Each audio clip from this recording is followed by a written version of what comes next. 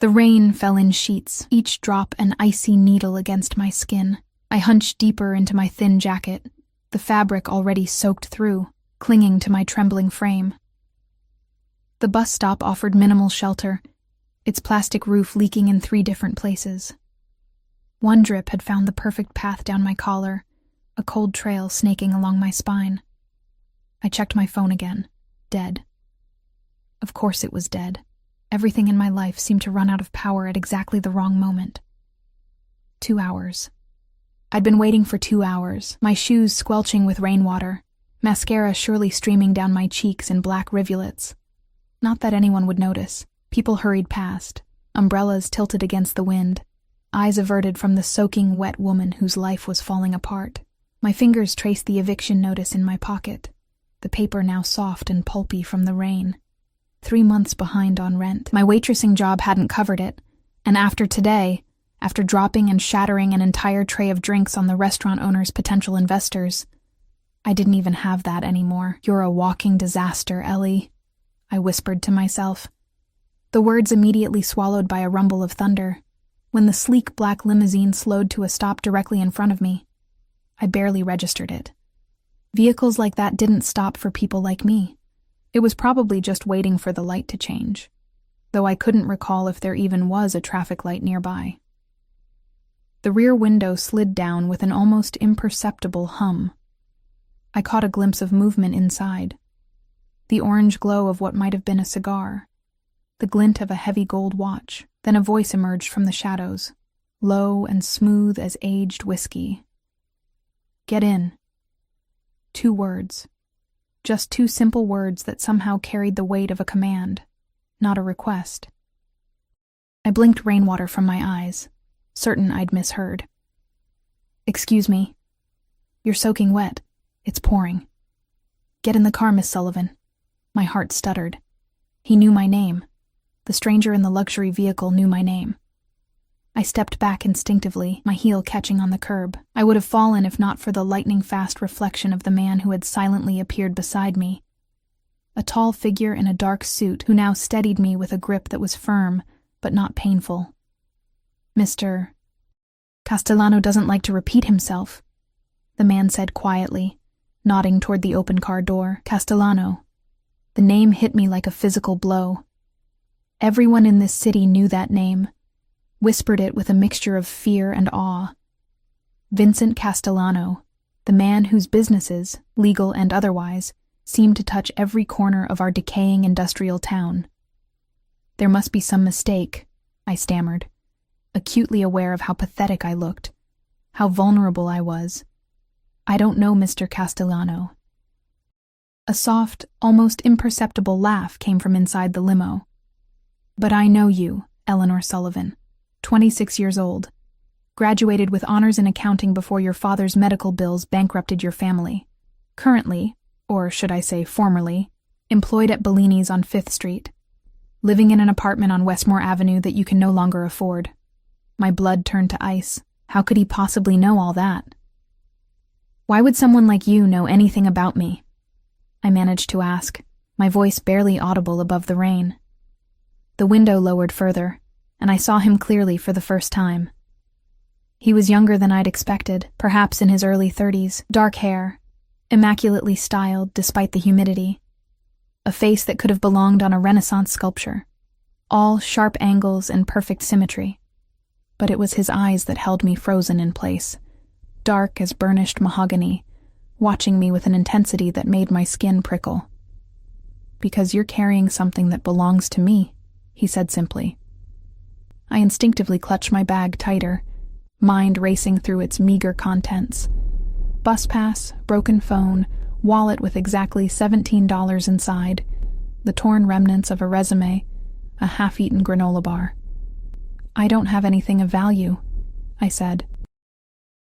Vincent Castellano's lips curved into something between a smile and a smirk. "Value is subjective, Miss Sullivan."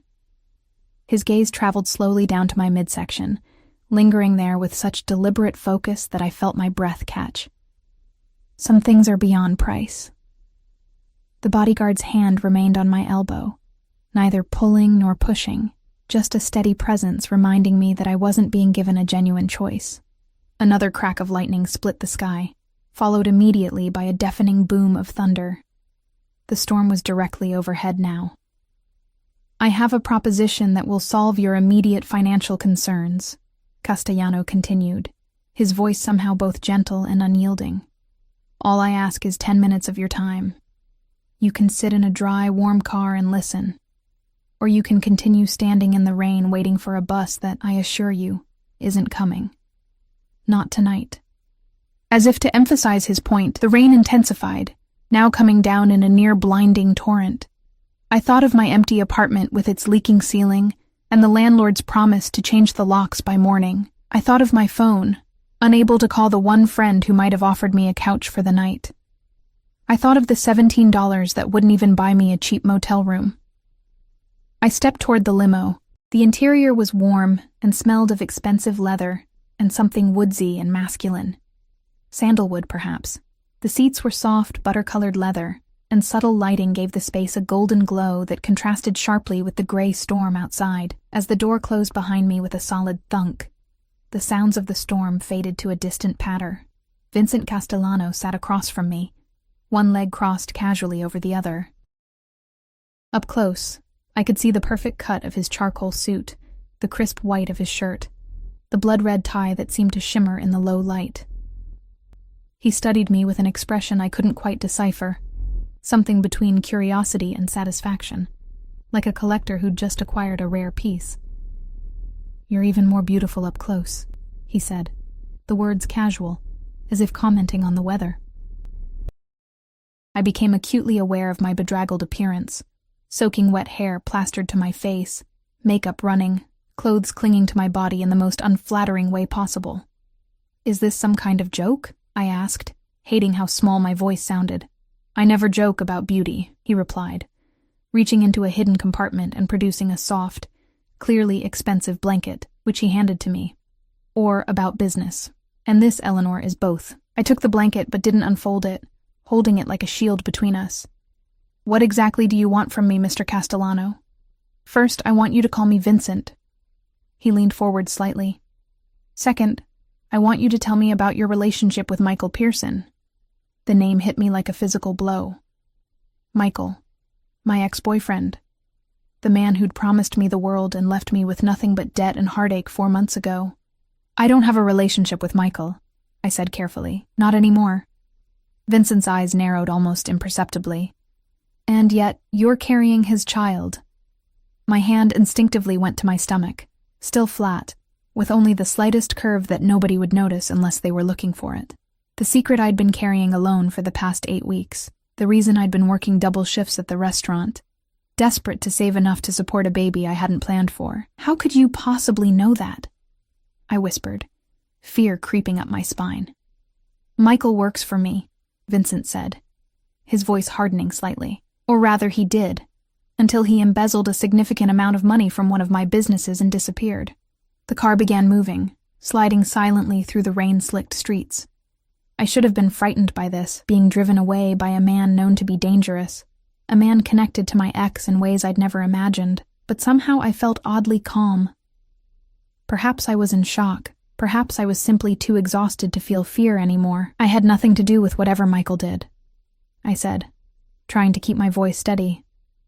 "He left me 4 months ago. I haven't heard from him since." Vincent studied me for a long moment, his dark eyes seeming to look straight through me, searching for lies.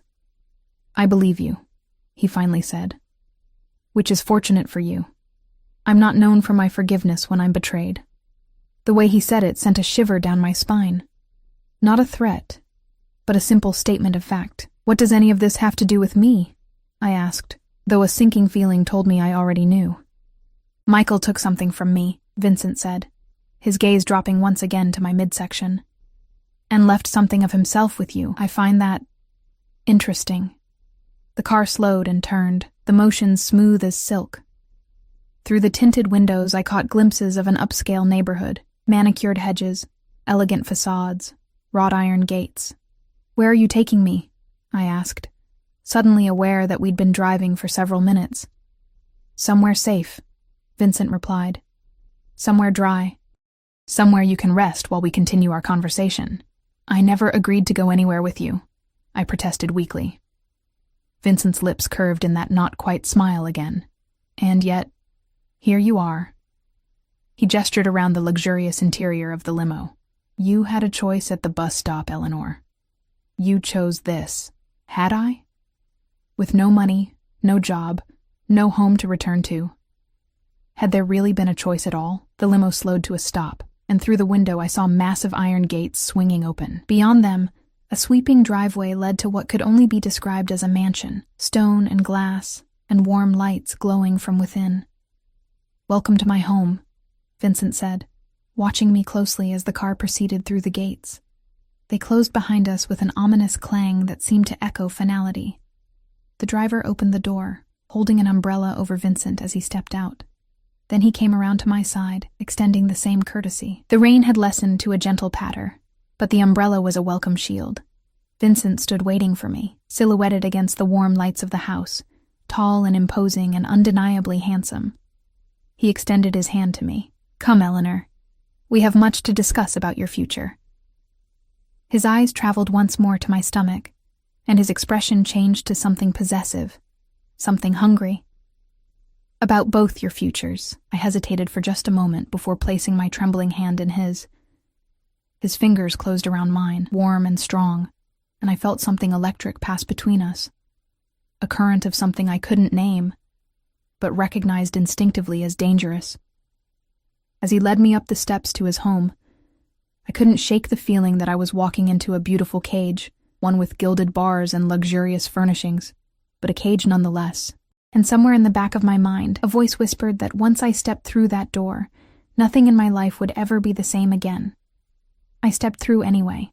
The foyer of Vincent Castellano's mansion swallowed me whole. Soaring ceilings stretched upward, crowned by a crystal chandelier that scattered light like diamond rain. Marble floors gleamed beneath my feet, my worn sneakers leaving damp impressions that quickly faded. The space smelled of money, that indefinable scent of luxury, of things well-tended and pristine. Julian, Vincent called, his voice echoing slightly in the vast space. The bodyguard who had been at the bus stop materialized from somewhere, his face impassive. Show Miss Sullivan to the blue guest suite. Have Maria bring up some dry clothes and something warm to drink. Julian nodded once, then looked at me expectantly. I glanced back at Vincent, who was already shrugging off his suit jacket, handing it to another staff member who had appeared silently. You need to get warm and dry, Vincent said, his tone brooking no argument. We'll continue our discussion over dinner. 1 hour. It wasn't a suggestion.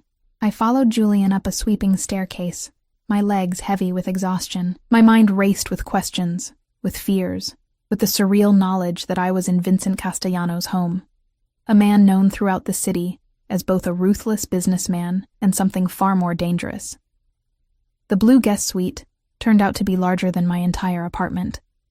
The walls were painted a soft dove gray, with accents of deep navy and silver. A massive 4-poster bed dominated the room, draped in what looked like silk. Floor-to-ceiling windows revealed the storm still raging outside, but in here, everything was calm, controlled. The bathroom is through there, Julian said, indicating a door. Maria will be up shortly with clothes and tea. He left without another word, closing the door behind him. I didn't hear a lock turn, but I didn't try the handle either. Something told me I wouldn't get far if I tried to leave. The bathroom was a marvel of marble and glass, with a shower big enough for 4 people and a soaking tub that looked like it belonged in a spa. I stood there, dripping onto the heated floor tiles, staring at my reflection in the enormous mirror.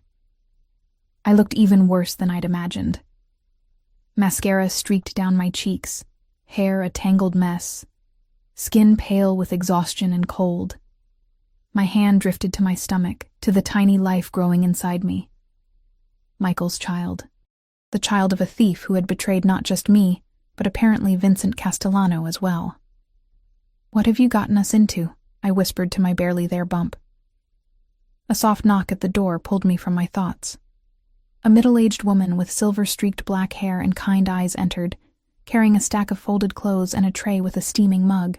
Miss Sullivan, I'm Maria. Mr. Castellano asked me to bring these for you. She set the clothes on the bed and the tray on a nearby table. The shower has everything you need. Take your time. I'll return in 45 minutes to show you to dinner." She left before I could thank her. I sipped the tea, a rich blend with honey and something citrusy, and felt warmth spread through me for the first time in hours. The clothes were simple, but clearly expensive. Soft black leggings, a loose cashmere sweater in deep blue, and even underwear with the tags still on. I tried not to think about Vincent selecting these items, about how he somehow knew my size. The hot shower was heaven. I stood under the spray until my skin flushed pink, washing away the day's grime and at least some of its stress. The shampoo smelled of jasmine and vanilla, an oddly feminine choice for a house I'd expected to be aggressively masculine. Dressed in the clean clothes, hair damp but combed, I looked almost human again. The leggings fit perfectly, the sweater enveloping me in softness. I still didn't know what Vincent wanted from me, beyond the obvious connection to Michael, but at least I would face him with some dignity restored. Maria returned exactly when she promised, leading me down a different staircase and through a series of corridors. The house was a labyrinth of luxury, artwork that looked museum-worthy, furniture that probably cost more than I'd make in years if I ever found another job. She opened double doors to reveal a dining room that, while smaller than I expected, was still imposing. A table that could seat 12 was set for 2 at one end. Vincent stood by a fireplace, swirling amber liquid in a crystal glass. He'd changed into dark slacks and a crisp white shirt, open at the collar. The firelight caught the planes of his face. The sharp angles softened slightly in the golden glow. He turned as we entered, his eyes traveling over me with an intensity that made heat rise to my cheeks. "Much better," he said, setting his glass down. "Thank you, Maria. We'll serve ourselves." Maria nodded and withdrew, closing the doors behind her. "You look rested," Vincent said, pulling out a chair for me. "The clothes fit well." "Thank you," I said stiffly, sitting down, though I'm still not clear on why I'm here. Vincent took his seat at the head of the table, close enough that I could smell his cologne, something woodsy with hints of spice. Directness. I appreciate that. He served us both from covered dishes that sat warming on the table, some kind of pasta with seafood, asparagus, crusty bread. "Eat," he said, noticing my hesitation. "The baby needs nourishment." The casual reference to my pregnancy, this secret I'd been guarding so carefully, sent a jolt through me. "How did you know?" I asked, picking up my fork, but not yet eating. "About the baby. I'm barely showing." Vincent took a sip of his wine. I noticed water had been poured for me. "I make it my business to know everything about people who are connected to me." "I'm not connected to you," I countered. His eyes met mine, dark and unreadable. "You're carrying the child of a man who stole from me. That creates a connection." I finally took a bite of the pasta. It was delicious, rich with garlic and herbs, the seafood perfectly cooked. I realized suddenly how hungry I was, and had to force myself to eat slowly. "So, what exactly do you want from me?" I asked after several bites. "Information, to start," Vincent said. "When did you last see Michael?" I set down my fork. 4 months ago. He said he was going on a business trip to Chicago. He never came back. Left a note saying he needed space, that it wasn't working out. I laughed bitterly. Cliché, right? I tried calling, texting, nothing. His phone was disconnected a week later. Vincent watched me carefully, as if measuring the truth in my words. "And when did you discover you were pregnant?" 8 weeks ago. I unconsciously touched my stomach again. I'd been feeling sick. Thought it was stress from him leaving. The doctor confirmed it. "Did you tell him?" I shook my head. How could I? He was gone. I took a sip of water, my throat suddenly dry. I wouldn't have told him anyway, not after how he left. Something flickered in Vincent's eyes. Approval, perhaps. Michael embezzled just over $2 million from one of my investment firms. Transferred it through a series of offshore accounts. Disappeared. His voice remained calm, conversational, as if discussing the weather rather than theft and betrayal. He was quite clever about it. I almost admire the planning. Almost. The room suddenly felt colder. "I had no idea," I whispered. "I thought he worked for an accounting firm downtown." "He did. One of my accounting firms." Vincent broke a piece of bread, butter it methodically. "When someone betrays me, Eleanor, I don't stop until I find them. Michael knows this. Which is why I find it curious that the one trace he left behind leads to you." "What do you mean?" The last thing Michael did before disappearing was set up a trust fund, a small one by my standards, $50,000. The beneficiary? His eyes dropped to my midsection. Any child born to Eleanor Sullivan within 1 year of the trust's creation. My fork clattered against the plate. That's impossible. He left me. Why would he? Perhaps he knew about the pregnancy before you did, Vincent suggested. Or perhaps he suspected. Either way, he made provisions for his child. Not for you, notably. Just the child. My mind reeled. Michael had left money for a baby he'd never even acknowledged? It made no sense. Unless... You think he left the money as some kind of message? I said slowly. Something to lead you to me. Vincent's lips curved in that not-quite smile. Very perceptive, Eleanor. Yes, that's exactly what I think. The question is... Why? What does Michael believe you have that would be of interest to me? Nothing, I insisted. I have nothing of value. You've seen where I live, how I live. If I had anything worth millions, don't you think I'd have used it by now? Vincent studied me for a long moment. Perhaps it's not something you know you have. He set down his wineglass. Or perhaps it's not something. Perhaps it's someone. His gaze lingered on my stomach, and I felt a chill run through me. The baby? I whispered. What could you possibly want with my unborn child? DNA, Vincent said simply. Michael Pearson isn't who you think he is. His real name is Michael Castellano, my younger half-brother. The room seemed to tilt around me. Michael. My Michael. Was Vincent Castellano's brother? It seemed impossible. Absurd. And yet looking at Vincent now, I could see subtle similarities I'd missed before. The shape of the jaw. The set of the shoulders. That's not possible, I said, my voice faint. He would have told me. Would he? Vincent's tone was almost gentle. The same man who abandoned you without explanation? Who stole millions and vanished? That man you're certain would have shared his family connections with you? Put that way. It did sound naive. I pushed my plate away, appetite gone. If what you're saying is true, I said carefully, then my baby is your... niece or nephew. Yes. Something possessive flashed in Vincent's eyes. A Castellano. And that's why I'm here? Because of the baby's bloodline? Vincent leaned back in his chair, regarding me thoughtfully.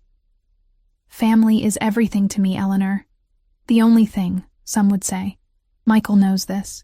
By ensuring I would find out about your child, he's placed you under my protection. I don't need your protection, I said automatically, though the words rang hollow even to my own ears. Homeless, jobless, pregnant. I'd never been more in need of protection in my life. Don't you? Vincent asked softly. You were evicted today. Fired. You have $17 to your name, no family to turn to since your father's death. No close friends in the city. Where exactly were you planning to go when you left that bus stop? Each word was like a knife, precise and cutting. He'd laid out my desperate situation with brutal efficiency. I would have figured something out, I said, hating how weak it sounded. I'm offering you a solution, Vincent said. Stay here, where it's safe. Where you'll have everything you need for a healthy pregnancy. Where your child, a Castellano, will be protected. And in return? I asked, because there was always a price. Michael had taught me that, if nothing else. Vincent's eyes darkened. In return, you help me find my brother. I told you. I don't know where he is. Not now, Vincent agreed. But he set up that trust fund for a reason. He wanted me to find you, to protect his child, which means he'll be watching. He'll want to know about his baby. Eventually, he'll make contact. The implication was clear.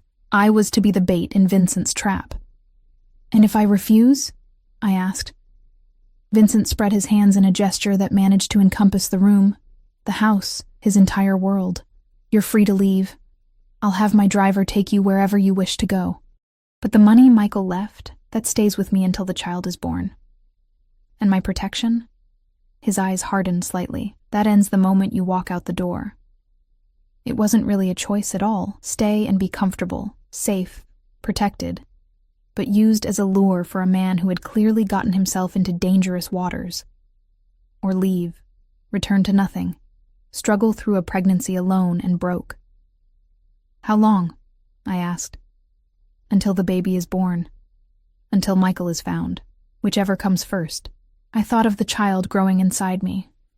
Whatever Michael had done, this baby deserved a chance, deserved better than a mother scrambling for shelter and food. I'll stay, I said finally, but I want something in writing about the trust fund. Regardless of whether you find Michael, that money belongs to my child. Vincent looked surprised, then pleased, as if I'd passed some sort of test. Of course. I'll have my lawyer draw up the papers tomorrow. He stood, coming around to pull out my chair. You've had a long day. We can discuss the details further tomorrow. He walked me back to the staircase, his hand resting lightly at the small of my back. The touch was proprietary, as if I were already part of his household, his responsibility, his possession. At the bottom of the stairs, he stopped, turning me gently to face him. One more thing, Eleanor. While you're under my roof, under my protection, you are, for all intents and purposes, mine. Do you understand what that means? His dark eyes bore into mine, intense and unwavering. I didn't understand, not fully, but something in his gaze made my heart race, made heat pool low in my belly. I think so, I whispered. His hand came up to brush a strand of hair from my face, the touch feather-light but somehow burning. No, he said softly. You don't. Not yet. He stepped back. You will. His expression unreadable once more. Good night, Eleanor. Sleep well. As I climbed the stairs to my luxurious prison, I couldn't shake the feeling that I'd just made a deal with the devil himself. A devastatingly handsome devil with dark eyes that promised both protection and possession in equal measure. And somewhere deep inside, in a place I wasn't ready to acknowledge, I wasn't entirely sure I wanted to be saved. Morning came with disorienting brightness. For a moment, I couldn't place where I was. The bed was too soft, the sheets too silky against my skin, the room too quiet. Then yesterday's events crashed back into my consciousness. The rain, the eviction, the black limousine. Vincent Castellano. I sat up slowly, my hand instinctively moving to my stomach. Morning sickness had been mercifully light so far, more of a persistent queasiness than actual vomiting. Today, though, my stomach rolled with anxiety more than pregnancy hormones. I'd agreed to stay in the home of a man who, by all accounts, was dangerous. A man whose brother had betrayed both of us and disappeared. I was meant to be bait in a trap, a comfortable, well-kept prisoner in this gilded cage. Sunlight streamed through windows where the curtains had been drawn back, revealing a view of immaculately landscaped grounds stretching to a line of trees in the distance. The storm had passed, leaving everything washed clean and glistening. A soft knock at the door interrupted my thoughts. Maria entered, carrying a tray with tea and toast. "Good morning, Miss Sullivan," she said, setting the tray on a small table by the windows. "Mr. Castellano thought you might prefer a light breakfast in your room this morning." "Thank you," I said, wrapping the plush robe I'd found in the bathroom around me. "What time is it?" "Just after 9, Maria replied. "Mr. Castellano asked me to tell you that his tailor will be arriving at 11 to take measurements for a proper wardrobe. After that, he'd like to meet with you in his study." "A proper wardrobe?" I opened my mouth to protest, then closed it again. I had exactly one set of clothes to my name, the ones I'd been wearing yesterday, now presumably being laundered. "I can't accept an entire wardrobe from him," I said finally. Maria's expression remained neutral, but her eyes held a hint of sympathy. "Mr. Castellano is very particular about appearances. While you are a guest in his home, he will insist on providing appropriate attire." Guest. Such a polite word for what I was. "Is there anything else you need?" Maria asked. I hesitated. "Actually, my apartment. All my things will be thrown out if I don't get them." Not that I had much. Some clothes, a few books, my father's watch, a small box of photos, but they were all I had left. "I believe Mr. Castellano has already taken care of that," Maria said. "Julian went this morning with a team. Your belongings should be delivered later today." Of course he had. Vincent Castellano was nothing if not thorough. "Thank you, Maria," I said, oddly touched that he'd thought of my meager possessions. After she left, I ate the toast and drank the tea, both surprisingly appetizing to my usually queasy stomach. I showered again, simply because I could, reveling in the hot water and expensive products. At precisely 11, Maria returned with a tiny, bird-like woman introduced as Madame Perrine, Vincent's personal tailor. The next hour was a flurry of measurements and fabric swatches and questions about my preferences. I tried to insist on practical, modest clothing, but Madame Perrine simply smiled and continued making notes in a leather-bound book. Mr. Castellano has given specific instructions, was all she would say when I protested that I didn't need evening wear or anything made of silk. By the time she left, I felt exhausted, simply from standing still and lifting my arms on command. Maria led me downstairs, through a maze of hallways to a heavy wooden door. She knocked once, then opened it without waiting for a response. Vincent's study was exactly what I'd expected. Masculine and imposing, with floor-to-ceiling bookshelves, a massive desk, and leather chairs that probably cost more than a year's rent at my old apartment. The man himself stood by the window, phone to his ear, his back to us. He wore another impeccable suit, this one navy blue, the fabric catching the light as he moved. Yes. Today, he was saying, his voice calm but with an undercurrent of steel. I don't care what it takes, get it done. He ended the call, turning to face us. His eyes immediately found mine, something flickering in their depths, before his expression settled into polite interest. Eleanor, I hope you slept well. Yes, thank you, I said, unsure how to navigate this strange new dynamic between us. Vincent nodded to Maria, who silently withdrew, closing the door behind her. Please sit, he said, gesturing to the chair across from his desk. I sat, smoothing the borrowed leggings over my knees. He remained standing for a moment longer, studying me with that same intense focus I'd noticed yesterday. Then he moved to his chair, the leather creaking softly as he sat. Your belongings will be delivered this afternoon, he said, though I've arranged for an entirely new wardrobe as well. That's very generous, I said carefully, but unnecessary. I can't accept. It's not generosity, Eleanor, he interrupted, his tone gentle but firm. It's practicality. Your child is a Castellano. While under my protection, you will both have everything you need and more. This isn't negotiable. My child. A Castellano. The words still felt surreal. Did you know? I asked suddenly. About Michael and me, before all this happened? Vincent leaned back in his chair. I keep tabs on my brother. I knew he was seeing someone seriously. I didn't look into the details because, frankly, his love life wasn't my concern. His mouth tightened slightly, until he stole from me and disappeared, leaving you behind like breadcrumbs for me to follow. I wasn't left behind deliberately, I said, a flash of the old hurt resurfacing. He just left. Period. And yet he set up that trust fund, Vincent countered. $50,000, specifically for any child you might bear within a year of his disappearance. Michael doesn't do anything without a reason, Eleanor. He knew I would eventually trace that money back to you. I rubbed my temples, trying to make sense of it all. So what happens now? I just stay here until the baby comes, until you find Michael? For now, yes.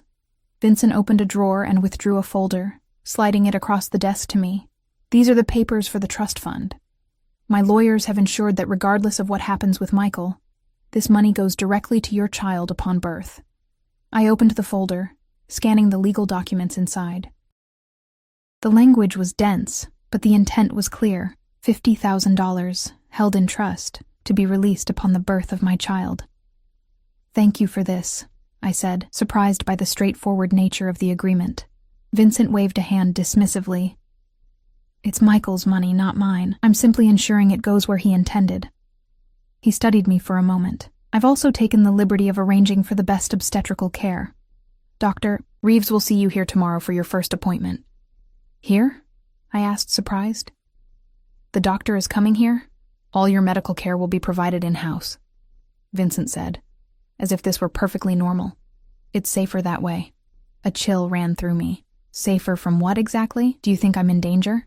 Vincent's expression darkened. Michael stole a significant amount of money from people who don't forgive such things easily. Until I know exactly what game he's playing, yes, I believe there's potential danger. To me? Or to the baby? Both. His gaze dropped to my stomach. That child is a Castellano, Eleanor. In my world, bloodlines matter. Family matters. There are those who would use you to get to Michael, or to get to me. I swallowed hard. So, I'm a prisoner here. A guest under protection, Vincent corrected, though the distinction felt academic. You'll have full run of the house and grounds. Security will accompany you if you wish to go elsewhere. Your every need will be met. But yes, for now, this is where you stay. And if Michael never makes contact? I asked. What then? Something shifted in Vincent's eyes. A darkening, a possessiveness that made my breath catch. Then you and the child remain under my protection indefinitely. The word hung between us. Indefinitely. A life sentence in a luxury prison, bound to Vincent Castellano by blood not my own, but that of the child I carried. I need some time, I said, feeling suddenly overwhelmed. To process all this. Vincent nodded. Of course.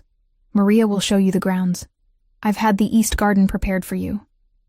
It gets the morning sun, which I'm told is beneficial for expectant mothers. He stood, indicating our meeting was over. We'll dine together at 7. Again, not a question or invitation, simply a statement of how things would be. Maria was waiting outside the study. She led me through the house to glass doors opening onto a stone terrace. Beyond stretched gardens that would have put public botanical displays to shame. Perfectly manicured lawns, flowering shrubs, stone pathways winding between carefully tended beds. The east garden is this way, Maria said, leading me down a gravel path. We rounded a corner and I gasped softly. A small enclosed garden lay before us, surrounded by ivy-covered walls. A fountain bubbled at its center, the sound soothing and melodic. Stone benches were placed strategically in patches of dappled sunlight. Flowering vines climbed trellises, their sweet scent perfuming the air. Mr. Castellano had this renovated for you just this morning, Maria said. The gardeners have been working since dawn. In less than 24 hours, Vincent Castellano had cleared my apartment, arranged for a new wardrobe, secured a trust fund for my unborn child, scheduled medical care, and renovated a garden, all for a woman he'd only just met. All because I carried his brother's child. It's beautiful, I admitted, sitting on one of the benches. I'll leave you to rest, Maria said. There's a bell by the gate if you need anything. Alone in the garden, I closed my eyes, letting the sun warm my face. The breeze carried the scent of roses and something citrusy, lemon trees perhaps. Birds chirped in the nearby trees. It was peaceful, perfect, and utterly surreal. I must have dozed off, lulled by the fountain and sunshine, because I startled awake at the sound of footsteps on gravel. Opening my eyes, I found Vincent standing a few feet away, watching me with an expression I couldn't read. I didn't mean to disturb you, he said, though something told me that wasn't entirely true. He seemed to enjoy catching me off guard. Observing my unguarded reactions, I sat up straighter. It's fine. I didn't realize I'd fallen asleep. Pregnancy often causes fatigue, he said, coming to sit beside me on the bench. Not too close, but close enough that I caught the now familiar scent of his cologne. My mother used to nap in the gardens when she was carrying Michael. There was something almost wistful in his tone. I found myself curious despite my wariness. Your mother, is she? She died when I was 20, Vincent said, his eyes on the fountain. Cancer. My father followed 3 years later. I'm sorry, I said, the words inadequate but sincere. I lost my father last year. My mother's been gone since I was a child. Vincent nodded. I know. Medical bills from your father's heart condition led to your financial difficulties. Of course he knew. Vincent Castellano probably knew everything about me. My credit score, my medical history, my favorite color. Did you and Michael grow up together? I asked, realizing how little I actually knew about the man I'd been seeing for nearly a year, the man whose child I carried.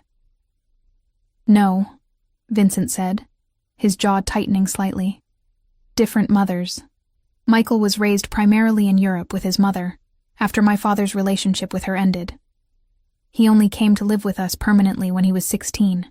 That explained the slight accent I'd sometimes noticed in Michael's speech when he was tired or angry. European, not quite placeable. One more thing he'd never explained.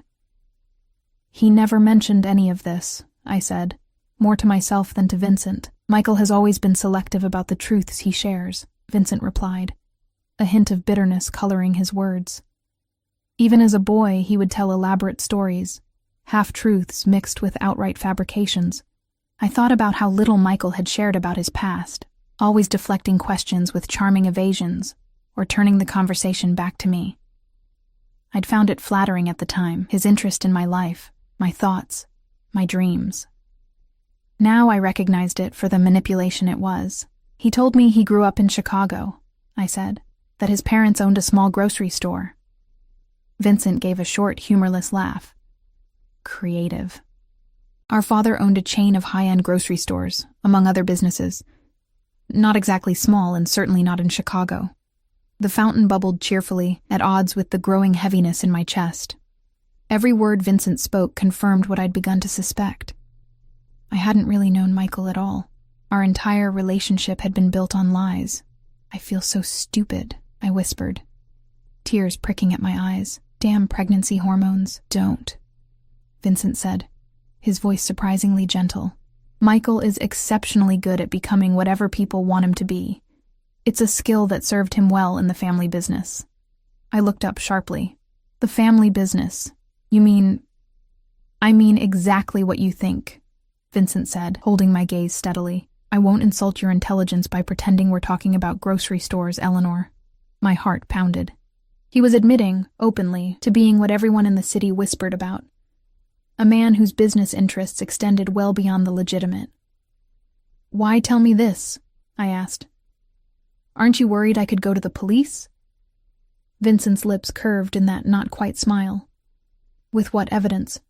Besides, you're carrying a Castellano. That makes you family of a sort. And family protects its own. The possessive note in his voice sent a shiver down my spine, not entirely from fear, which was perhaps the most disturbing part of all. I should go inside, I said abruptly, standing. I'm feeling tired again. Vincent rose as well, towering over me. He reached out, brushing a strand of hair from my face, his fingers lingering just a moment too long against my cheek. Of course. Rest. I'll see you at dinner. As I walked back to the house, I could feel his eyes on me, watching, assessing. The weight of his gaze was like a physical touch, one that left me feeling both protected and possessed.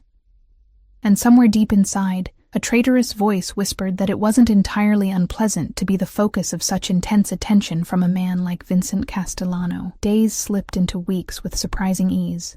My new life settled into a routine that felt almost normal, if one could consider living in a mansion with a notorious businessman normal. Each morning, I woke to breakfast delivered by Maria. Most days I spent hours in my garden sanctuary, reading books from Vincent's extensive library, or simply sitting in the sun, hands resting on my growing belly. Dr. Reeves came weekly, a no-nonsense woman in her 50s, who treated my pregnancy with clinical efficiency. According to her, everything was progressing perfectly. The baby, a boy we'd discovered at the last ultrasound, was healthy and growing right on schedule. A boy, a son. A male Castellano heir. The knowledge had changed something in Vincent. He'd been present for the ultrasound, standing silently in the corner of the room as Dr. Reeves moved the wand over my now visible bump. When she'd announced it was a boy, I'd caught the flash of satisfaction in his dark eyes, the slight straightening of his shoulders. He'll need a strong name, Vincent had said later that evening over dinner. Something with history, weight. I'd bristled at his presumption. I was thinking of naming him after my father. Robert. Vincent had considered this, swirling the wine in his glass. Robert Vincent Castellano, he'd said finally. It has a good sound to it. I hadn't argued with the inclusion of Vincent's name or the Castellano surname. Somehow, it had already become a foregone conclusion that this child would bear his uncle's name, not his absent father's. My new wardrobe had arrived in waves. Practical daywear first, then more formal attire, followed by specially designed maternity clothes as my body changed. Everything fit perfectly. Everything was of the highest quality. I'd stopped protesting after the first week, accepting the clothes as part of the strange arrangement I'd entered into. Vincent himself was an enigma. Some days he was absent entirely, caught up in business I didn't ask about. Other days he worked from home, ensconced in his study for hours before joining me for dinner. Our conversations were surprisingly easy. He was well-read, intelligent, with opinions on everything from classical literature to modern politics. He never talked about his business dealings, and I never asked. But it was the way he watched me that left me unsettled and, if I was being honest with myself, intrigued. His dark eyes followed me when I moved, lingering on the curve of my stomach with something like reverence. Sometimes I caught him staring at me with an intensity that made heat pool in my lower belly, a reaction that both confused and alarmed me. This was Michael's brother, after all. The brother of the man who had abandoned me. Yet as the weeks passed and my pregnancy progressed, Michael began to feel more and more like a distant memory, a character in someone else's story. Vincent, with his commanding presence and unwavering attention, had become the central figure in my new reality. Tonight marked exactly 1 month since the rainy evening when Vincent's limo had pulled up beside my bus stop. 1 month of luxury, of safety, of growing accustomed to a life I'd never imagined. I stood at the window of my suite, watching the sunset paint the gardens in gold and amber. My reflection showed a woman transformed, hair glossy and well-cut, skin glowing with health, body draped in a simple but elegant maternity dress in deep burgundy. The only familiar element was my eyes, still carrying a wariness that no amount of luxury could erase. A knock at the door pulled me from my thoughts. Maria entered, her perpetual calm momentarily disrupted by what looked like concern. "Miss Sullivan, Mr. Castellano requests that you join him in his study immediately." "Is something wrong?" I asked, alarmed by the urgency in her usually measured tone. "It's not my place to say," she replied, which was answer enough. Something was definitely wrong. I followed her through the now familiar corridors, my heart beating a rapid tattoo against my ribs. In the month I'd been here, Vincent had never sent for me immediately. Our interactions had been scheduled. Predictable, this deviation set alarm bells ringing. Maria knocked on the study door, opening it without waiting for a response. Inside, the atmosphere was tense enough to cut with a knife. Vincent stood behind his desk, hands planted on its surface, his face hard as granite. Julian was there as well, standing near the door with another security man I recognized but couldn't name. "Leave us," Vincent said to the room at large. Maria and the security men filed out silently, the door closing with an ominous click. "What's happening?" I asked, one hand instinctively going to my stomach. Vincent's eyes followed the protective gesture. "We've received a message," he said, his voice controlled but with an undercurrent of cold fury. "From Michael." My knees weakened. I sank into the nearest chair, grateful it was there to catch me. "What? How? What did he say?" Vincent picked up his phone, tapped the screen, and turned it to face me. An email displayed on the screen. The sender's address, a string of random numbers and letters. "Vincent, how's fatherhood treating you? Playing house with my leftovers while hunting for your prodigal brother? It's touching, really. Eleanor always was too trusting for her own good. So eager to believe whatever pretty lies she's told. You must be enjoying that quality. Consider the child my parting gift. A consolation prize for what you'll never recover. Don't bother trying to trace this. You won't find me until I'm ready to be found. Give Eleanor my regards. Tell her the baby has my eyes." I read it twice, the words blurring through tears I refused to let fall, the casual cruelty, the dismissive tone. This wasn't the Michael I thought I'd known. But then, that Michael had never existed, had he? "When did this come?" I asked, my voice barely above a whisper. 20 minutes ago, Vincent replied. He was watching me carefully, gauging my reaction. "My tech team is trying to trace it, but as he said, that's likely futile." I nodded, still processing the email's contents. "He makes it sound like he planned this. The baby. Leaving me for you to find. That's exactly what he's implying." Vincent came around the desk, leaning against its edge just a few feet from where I sat. "The question is why? To hurt you. I said, the realization crystallizing as I spoke. He knew how much family means to you. He's using me, using his own child, as a weapon against you. Something dark and dangerous flashed in Vincent's eyes. Yes. But why? What happened between you? Vincent was silent for a long moment. When he finally spoke, his voice was controlled, but I could hear the anger beneath it. Michael has always resented his place in the family. He was the second son, the half-brother, raised away from the family business until he was nearly grown. He wanted power without earning it, respect without deserving it. And the money he stole? $2 million is a lot, but for someone like you, I trailed off, uncertain how to finish the thought without sounding presumptuous. It's not about the money, Vincent confirmed. It's about the betrayal, about proving he could outsmart me. His jaw tightened. And about something else entirely. Something I'm still piecing together. I looked down at the message again, one phrase catching my attention. What does he mean by, what you'll never recover? Is he talking about more than the money? Vincent's expression shuddered. Most likely. He was holding something back. I could feel it. There's more to this than you're telling me, I said, a statement rather than a question. Vincent studied me for a long moment, as if deciding how much to share. Michael didn't just steal money, he finally said. He took something else. Something more valuable. Information that could damage the family's interests. What kind of information? The kind that could put people in prison, Vincent said bluntly. Or worse. The implication hung in the air between us. I swallowed hard, suddenly very aware of how little I truly knew about the man before me, about the world I'd been living in for the past month. And now he's using me, using his child, as some sort of distraction. The thought made me physically ill. While you're focused on protecting us, he's doing... What exactly? That's what I need to find out, Vincent said. His eyes hadn't left my face. How are you feeling? The question caught me off guard. Angry, I admitted. Hurt. Used.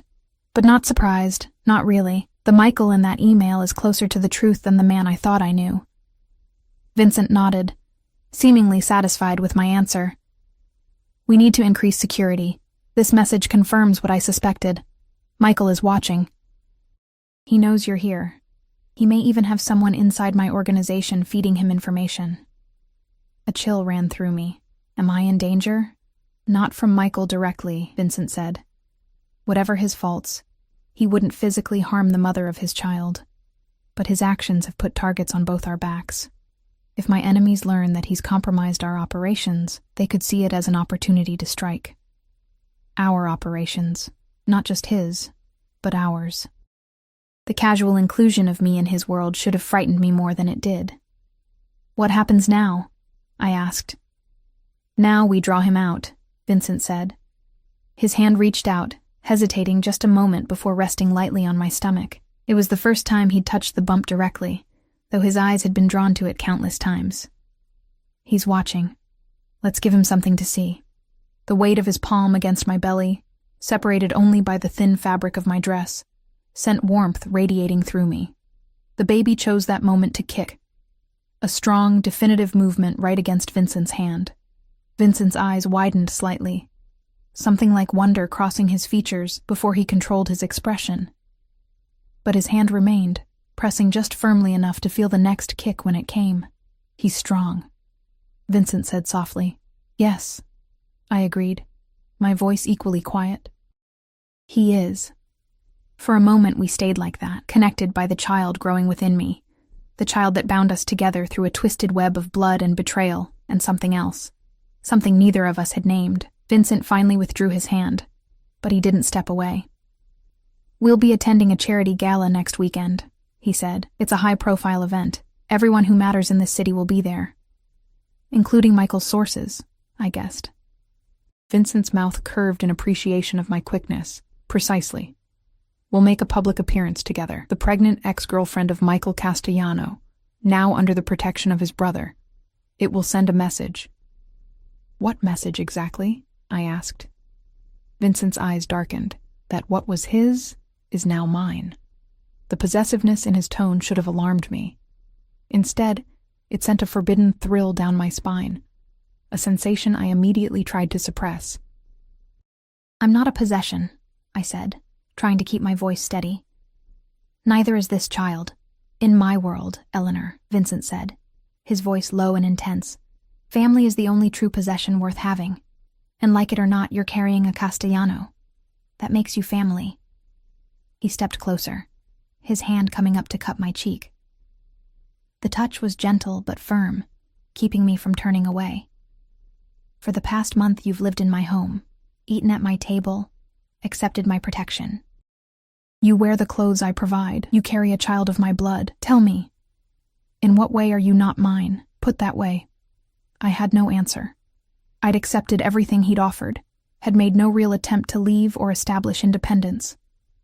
I'd slipped into the role of protected dependent with alarming ease. "The gala is in 3 days," Vincent continued, his thumb brushing lightly across my cheekbone.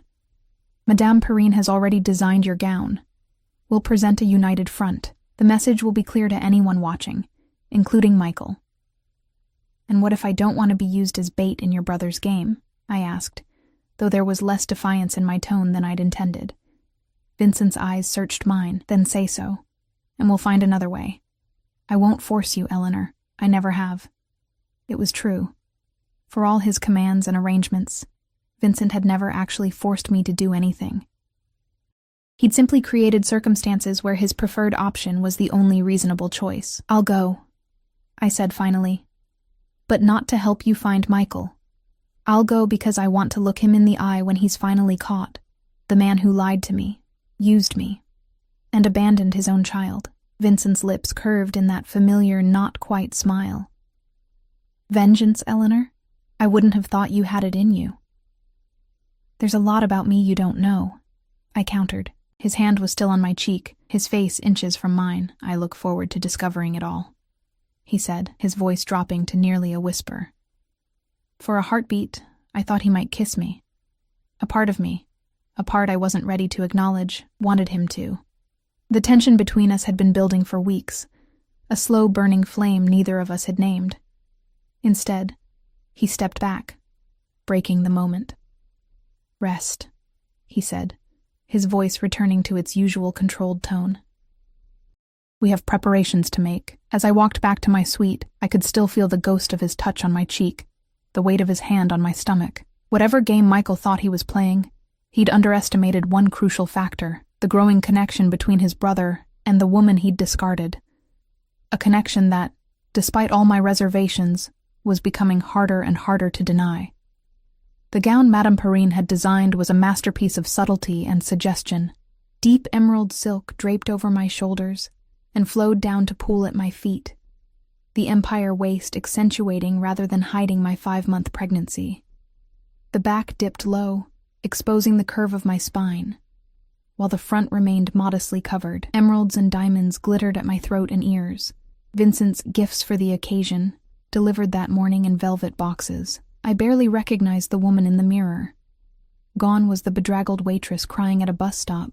In her place stood someone regal, composed, glowing with the unmistakable radiance of impending motherhood. My hair had been styled by a professional Vincent had brought in, swept up to showcase the jewelry and the long line of my neck. "You look beautiful," Maria said from the doorway, her usual reserve softening into something like admiration. "Thank you," I replied, smoothing my hands over the silk covering my bump. "It feels strange, like I'm playing dress-up in someone else's life." Maria's expression turned thoughtful. "Perhaps it's not someone else's life anymore, Miss Sullivan. Perhaps it's becoming yours." Before I could respond, another knock came at the door. Vincent entered, resplendent in a black tuxedo that emphasized his broad shoulders and lean waist. He stopped short when he saw me, his dark eyes widening slightly before narrowing with unmistakable appreciation. "Perfect," he said, his gaze traveling slowly from my face down to the swell of my stomach, then back up again. "Absolutely perfect." Heat bloomed in my cheeks. "The dress is beautiful," I said, deflecting the compliment. "The dress is merely a canvas," Vincent replied, crossing the room to stand before me. From his pocket, he withdrew a small velvet box, different from the ones that had contained the jewelry. One final touch. Inside was a ring, a wide platinum band set with a single enormous emerald, surrounded by diamonds that matched the necklace and earrings. Not a typical engagement ring, but unmistakably a statement of possession. "Vincent," I began, uncertain how to respond. "For appearance's sake," he said, though something in his eyes suggested it was more than that. "Tonight, we present ourselves as a united front. The message must be clear and unambiguous." I knew I should resist, should maintain some boundary between the role I was playing and my true self. But as Vincent took my hand and slid the ring onto my finger, I couldn't summon any real objection. The weight of it felt significant, a tangible symbol of how thoroughly my life had changed. "Ready?" he asked, offering his arm. I nodded, placing my hand in the crook of his elbow. The fabric of his tuxedo was soft beneath my fingers, the solid strength of his arm reassuring. Whatever came tonight, I wasn't facing it alone. The limousine ride to the gala was quiet, charged with an energy neither of us acknowledged.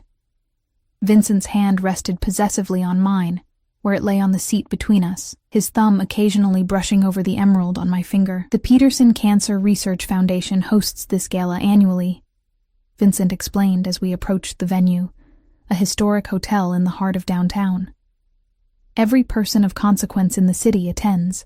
Business leaders, politicians, old money families, and members of your organization," I added quietly. Vincent's lips curved. "Yes. And potentially, those who might be feeding information to Michael." "How will we know?" I asked.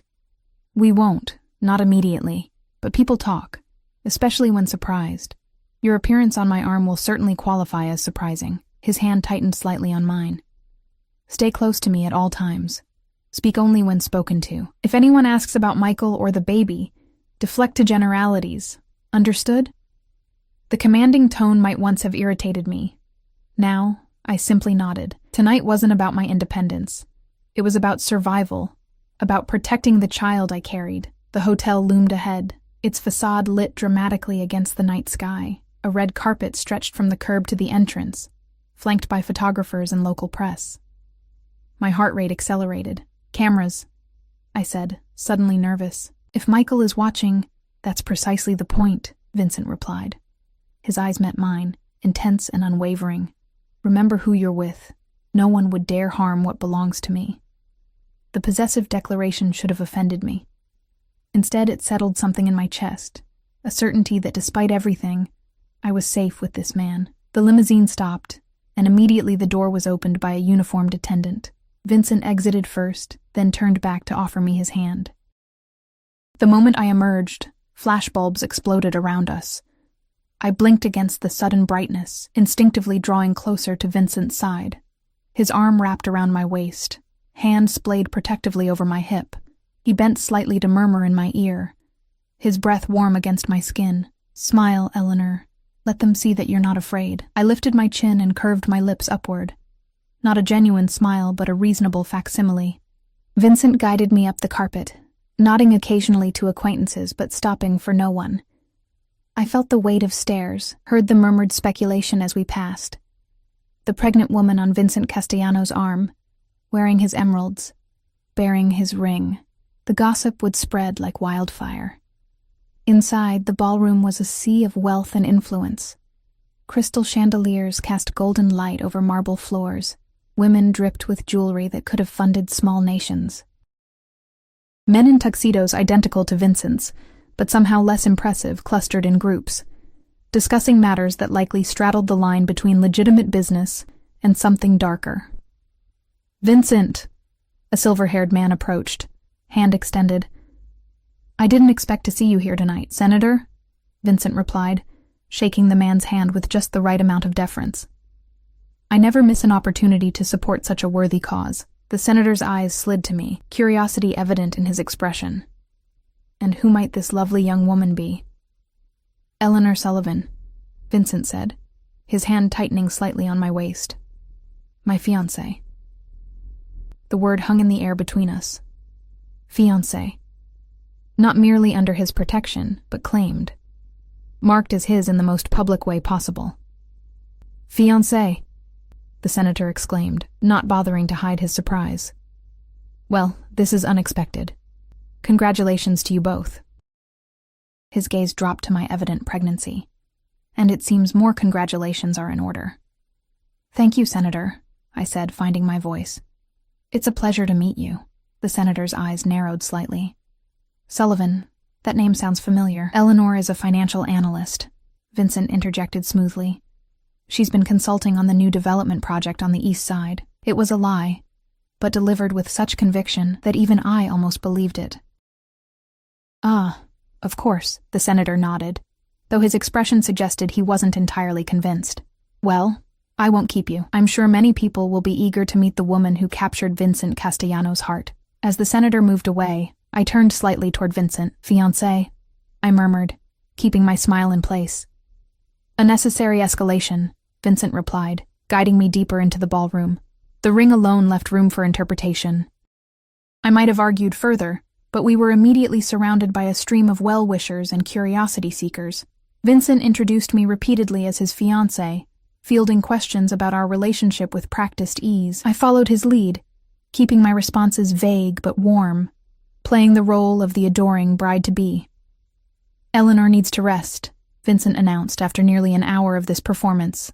The baby, you understand. He guided me to a secluded alcove off the main ballroom, a small seating area partially concealed by potted palms. I sank gratefully onto a velvet settee, the weight of the baby and the strain of maintaining our facade suddenly exhausting. You're doing beautifully, Vincent said, sitting beside me. His hand found mine, fingers interlacing with a familiarity that belied our actual relationship. People are talking, just as we intended. And watching, I added, acutely aware of the glances still directed our way despite our relative seclusion. Vincent nodded, his eyes scanning the crowd with practiced casualness. Julian is monitoring reactions. If anyone seems particularly disturbed by your presence, we'll know. I rubbed my thumb absently over the emerald ring, the stone cool and smooth beneath my touch. Do you really think Michael would have someone here? Someone who might contact him? Michael has always cultivated his own network within mine, Vincent said, his mouth tightening slightly. Loyalty in my world is purchased as often as it's earned, but not yours, I observed. Your men, Julian, the others, they seem genuinely loyal to you. Something like surprise flickered in Vincent's eyes. Yes, they are. Why? I asked, genuinely curious. What inspires that kind of devotion? Vincent was silent for a moment, considering. Respect, he finally said. I demand much, but I give much in return. Protection, prosperity, a place to belong. His thumb brushed over my knuckles. Family isn't always about blood, Eleanor. The irony wasn't lost on me that he spoke of family beyond blood while simultaneously claiming me and my child based entirely on bloodline. Before I could point this out, his attention shifted to something over my shoulder, his expression hardening. Vincent Castellano with a pregnant fiancé, came a smooth, cultured voice. Will wonders never cease? I turned to see a man standing at the edge of our alcove, tall, elegantly dressed, with silver threading through his dark hair. His smile didn't reach his cold blue eyes. Donovan, Vincent acknowledged, his tone neutral, but with an undercurrent of tension. I wasn't aware you were on the guest list. Last-minute addition, the man replied, his gaze shifting to me. Aren't you going to introduce me to your fiancé, was it? Vincent's hand tightened on mine. Eleanor, this is Richard Donovan, a business associate. Richard, my fiancé, Eleanor Sullivan. Donovan's eyes narrowed slightly at my name, a flash of recognition quickly masked. Miss Sullivan, a pleasure. He extended his hand. I took it briefly, his skin cool and dry against mine. Mr. Donovan, Sullivan, he repeated as if tasting the name. No relation to Robert Sullivan, I presume? The accountant who died last year? My breath caught. My father. How could this stranger know about my father? My father, I confirmed, fighting to keep my voice steady. Ah. Donovan nodded, something calculating in his expression. How interesting. I believe he worked briefly for one of my subsidiaries some years ago. His gaze dropped to my stomach. And now his daughter carries a Castellano heir. Life does take unexpected turns, doesn't it? The words were innocent enough, but something in his tone sent a chill down my spine. Beside me, Vincent had gone very still, the tension in his body palpable. "If you'll excuse us," Vincent said, his voice controlled but cold. "Eleanor should rest. Doctor's orders." "Of course." Donovan stepped back, that empty smile still in place. "Congratulations again on your unexpected happiness." As he walked away, I turned to Vincent, questions tumbling through my mind. Who was that? How did he know my father? What did he mean? "Not here." Vincent cut me off, rising smoothly and offering his hand. "We're leaving, now." The abrupt change alarmed me. "Vincent, what's happening?" "I miscalculated," he said, his voice low and tense. "Richard Donovan is not someone I expected to see tonight. His presence, and his knowledge of your father, suggests complications I hadn't anticipated." "My father was an accountant," I said, confused. "He worked for dozens of companies over the years. And apparently one of them was owned by my chief rival," Vincent replied, guiding me swiftly through the ballroom toward the exit. "A man who would happily use any connection to undermine me. A man who, I suspect, might also be in contact with Michael." The pieces fell into place with sickening clarity. "You think Michael is working with your enemies? Using information about my father somehow?" Vincent didn't answer immediately, his focus on getting us through the crowd without being stopped. Julian appeared at our side as if summoned telepathically, creating a path toward the exit. Only when we were in the limousine, pulling away from the hotel, did Vincent finally respond. "Your father wasn't just an accountant, Eleanor," he said, his voice grim. "He was a forensic accountant, specialized in uncovering financial fraud and criminal enterprises. Before his illness, he was working on a case that could have exposed significant operations, mine and Donovan's both." I stared at him, disbelief warring with a terrible sense that he was telling the truth. "That's not possible. My father was an ordinary accountant. He did taxes and bookkeeping for small businesses." "A convenient cover," Vincent said. "One that kept you and him safe, until his illness made him vulnerable. Until the medical bills started piling up." My mind raced, recalling my father's sudden decline, the mysterious consulting work he'd taken on despite his weakening health, the cash payments that had briefly kept us afloat before disappearing along with his strength. "You're saying my father was investigating you?" I whispered, the implications staggering. "And others," Vincent confirmed, "including Richard Donovan. Your father was very good at what he did, Eleanor. Too good. He found things that powerful people preferred to keep hidden, and then he died," I said, my voice hollow. Vincent's eyes met mine, steady and unflinching. His heart condition was real. His death was natural. I had nothing to do with it. I wanted to believe him, needed to believe him.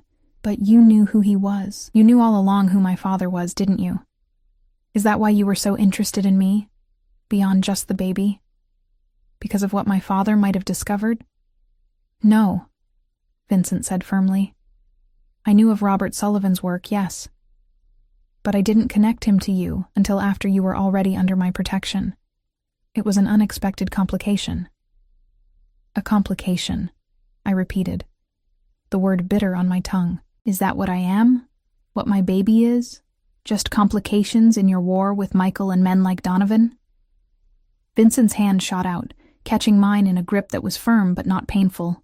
"You are carrying my blood, Eleanor. My family. There is nothing just about that, nothing casual or inconsequential." "But you didn't tell me the truth," I said, pulling my hand away. The emerald ring caught the light, suddenly feeling like a shackle rather than an ornament. "About any of this. Would you have believed me?" Vincent countered. "If I'd told you your father was more than he seemed? That Michael chose you specifically because of your connection to Robert Sullivan? That your pregnancy might be part of a larger plan to bring down not just me, but everything I've built?" Put that way, he was right. I wouldn't have believed him. Even now, part of me resisted the implications.